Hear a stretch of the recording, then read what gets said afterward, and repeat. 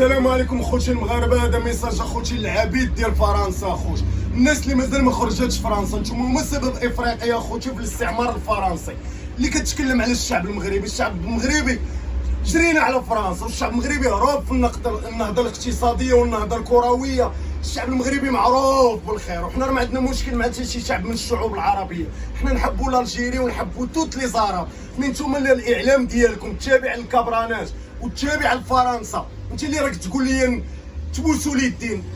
سيدي، حنا صاحب الجلاله نصره الله نبوسوا لي الدين بحال هكا موح ونقلبوها ونحبوه ونحبوا سيدنا الله ينصرو والله يرحم المرحوم الحسن الثاني. من نتوما شكون عندكم بعدا؟ شكون هذا القائد اللي راه يمثلكم؟ عيب وعار حشومه نقول قدام المشاهدين، نقول بعدا الاسم ديالو. هذاك اللي راكم نتوما تعبدوه، حنا راه بالنسبه لنا في هذه البلاد هذه راه لا يساوي شيء، راه في الكراد ديالو راه ما يساوي حتى قائد دائره عندنا هنا في البلاد.